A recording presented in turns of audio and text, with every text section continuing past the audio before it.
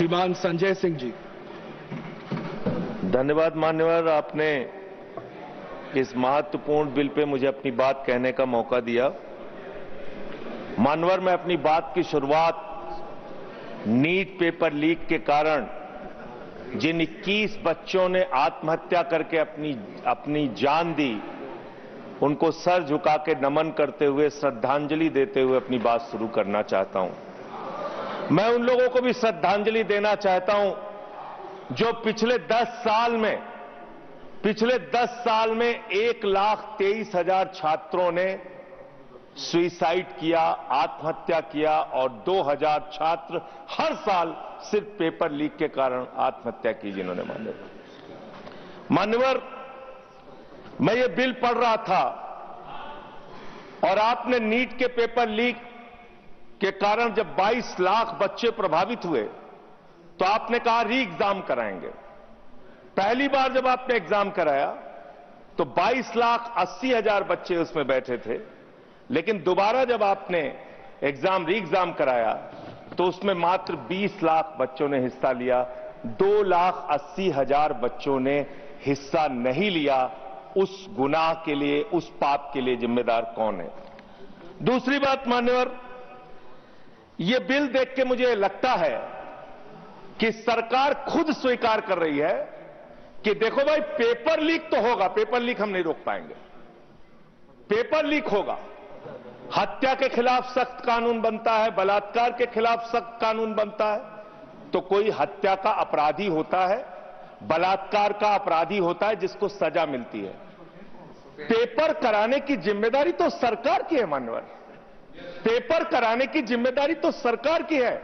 आपको अपने ऊपर कॉन्फिडेंस ही नहीं है कि आप ऐसा पेपर कराएंगे जिसमें पेपर लीक ना हो। यह आपको कॉन्फिडेंस नहीं, इसलिए आप ये कानून लेके आए। कानून में लिखा क्या है?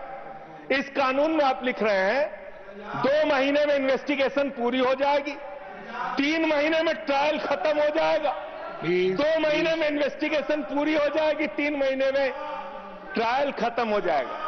कितने कोर्ट हैं आपके पास? पूरे देश में कितने जजेस हैं आपके पास? फास्ट ट्रैक कोर्ट की असलियत मान्यवर पता है आपको? 2.5 lakh cases fast track court के अंदर पेंडिंग पड़े हुए हैं। यह आपकी हकीकत है। फास्ट ट्रैक कोर्ट की हालत यह है, एक लड़की एसिड विक्टिम, शाहीन नाम है उसका, 15 साल तक फास्ट ट्रैक कोर्ट में उसका मुकदमा चला और 15 साल के बाद सारे के सारे आरोपी बरी हो गए। क्या फास्ट ट्रैक कोर्ट की बात आप कर रहे हैं? गुमराह करने की बात आप करते हैं मान्यवर। इनके राज में 1 लाख सरकारी स्कूल हिंदुस्तान में बंद हुए। 1,20,000 सरकारी स्कूल ऐसे हैं जिसमें एक टीचर है। 98,000 सरकारी स्कूल ऐसे हैं जिसमें बच्चियों के लिए टॉयलेट का इंतजाम नहीं है। 1,19,000 सरकारी स्कूल ऐसे हैं जिसमें बिजली का इंतजाम नहीं है मान्यवर। यह सरकार शिक्षा के ऊपर मात्र 2% पैसा खर्च करती है, मिड डे मील में नमक रोटी खाने को देती है। इसलिए क्योंकि मोदी जी का नारा है अनपढ़ रहेगा इंडिया तभी तो अंधभक्त बनेगा इंडिया। अनपढ़ रहेगा इंडिया तभी तो अंधभक्त बनेगा इंडिया। मान्यवर, इस सरकार ने कोयला चुराया, गैस चुराया, बिजली चुराई, पानी चुराई, शिक्षा चुराया, स्कूल चुराया, अस्पताल चुराया, पेपर चुराया। हम लोगों ने सोचा अब क्या चुराएंगे? बोले हम चंदा भी चुराएंगे, राम का चंदा भी चुराएंगे। पेपर चोरी से लेके चंदा चोरी तक सारे चोरी के गुनाह में तुम लोग शामिल हो। मान्यवर, किसान आंदोलन करता है तो खालिस्तानी हो जाता है। किसान आंदोलन करता है तो खालिस्तानी हो जाता है। मुसलमान आंदोलन करता है तो पाकिस्तानी हो जाता है।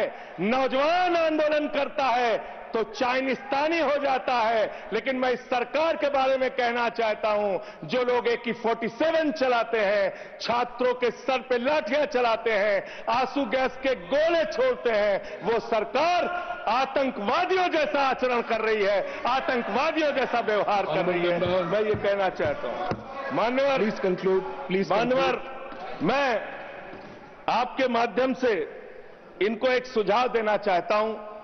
इनकी एक सांसद ने वहां पर गई हुई नौजवान, खत्म कर रहा हूं सर, सबके ऊपर आपने 1-2 मिनट दिया, मुझे भी दे दीजिए। टाइम खत्म हो रहा है, बोलिए बोलिए सर, अभी तो 3 मिनट बाकी है सर। बोलिए सर,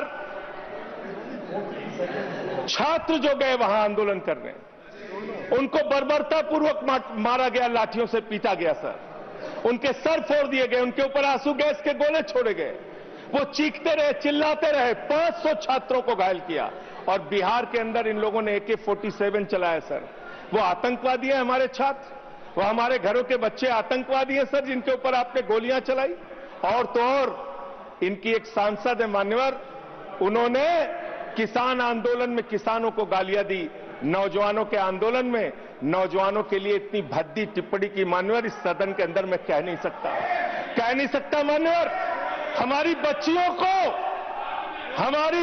को यह कहा गया, उनके चरित्र के ऊपर सवाल उठाया गया।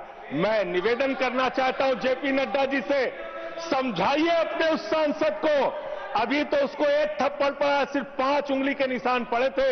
ऐसी बात करोगे, गटर जेनजी को गटर कहोगे, जेनजी को गटर करोगे, तो तुम्हारी सरकार को इस देश का नौजवान, इस देश का जेनजी पकड़ के गटर में डालने का काम करेगा।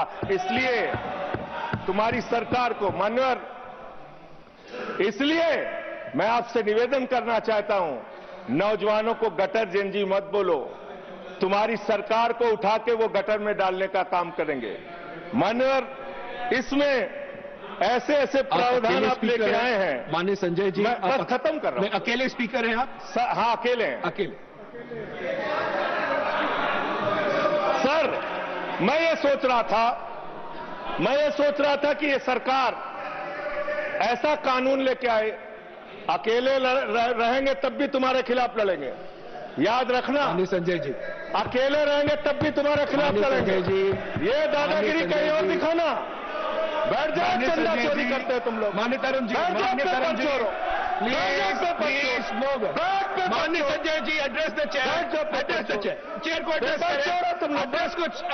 चेयर। माननीय संजय जी, मैं खत्म कर रहा हूं सर। एड्रेस द अरे नहीं, एड्रेस द चेयर। माननीय तरुण जी, पेपर चोर, प्लीज सर, मैं सोच रहा था संजय जी, अंतिम में एक बात खत्म। माननीय तरुण जी, पेपर चोर, प्लीज अकेला रहूंगा तो रहूंगा तुमसे, प्लीज किसी गलत फहमी में मत रहना। माननीय संजय जी, समय जा रहा है आपका, समय जा रहा है। हाँ, खत्म एड्रेस करिए सर, एड्रेस द चेयर। मान्यवर, मैं सोच रहा था कि आखिर ये सरकार ये पेपर चोरों के खिलाफ कार्रवाई क्यों नहीं करती। मुझे ये पता चला मान्यवर, ईडू टेस्ट नाम की एक कंपनी, खत्म कर रहा हूं, ईडू टेस्ट नाम की एक कंपनी जो गुजरात के अंदर ब्लैक लिस्टेड हुई, उससे बिहार में पेपर कराया गया, वहां भी ब्लैक लिस्टेड हुई, उसी से यूपी में पेपर कराया गया, वहां से भी ब्लैक लिस्टेड हुई। तो जो पेपर चोर हैं वो अहमदाबाद में ब्लैक लिस्ट हुए, बिहार में ब्लैक लिस्ट हुए, यूपी में पेपर चोरी की, क्योंकि उनको पेपर कराने का ठेका इसलिए मिलता है क्योंकि उनका संबंध, खत्म कर रहा हूं सर, 30 सेकंड सर, 30 सेकंड। उस ईडू टेस्ट कंपनी का पेपर चोर का संबंध देश के प्रधानमंत्री और कई राज्यों के मुख्यमंत्री से है। Thank you. मुख्यमंत्री से है सर। No, मुख्यमंत्री से है, इनके फोटो मिल जाएंगे। सर, खत्म कर रहा हूं, धमकी मत दिलवाइए सर। कंक्लूड करिए। चोर हमको धमकी दे रहे हैं, ये चंदा चोर हमको धमकी दे रहे हैं। Anything unparliamentary will not go on record. Anything unparliamentary will not go on record. Please conclude करिए। I'll allow you. Chandrashekhar ji के अंतिम लाइन कंक्लूड करिए। तो आप ही आ रहे हैं सर, हम कंक्लूड करिए। I'll have to put that one. I'll allow you. Conclude करिए। बिठाइए। कंक्लूड करिए। पेट में दर्द शुरू हो गया। संजय जी, मिर्गी के झटके आ रहे हैं, करिए, उनको समझाइए। कंक्लूड करिए प्लीज। मिर्गी के झटके आ रहे हैं, उनको समझाइए सर। मैं आपको समय दूंगा। कंक्लूड करिए सर, कंक्लूड करिए। अंत में चंद्रशेखर जी, स्वर्गीय प्रधानमंत्री जी की एक लाइन के साथ अपनी बात कहना चाहता हूं, इस देश के नौजवानों की तरफ से आपको जिन हाथों में शक्ति भरी है राज तिलक देने की, जिन हाथों में शक्ति भरी है राज तिलक देने की, उन हाथों में ही ताकत है सर उतार लेने की। इसलिए अहंकार मत करो। Thank you.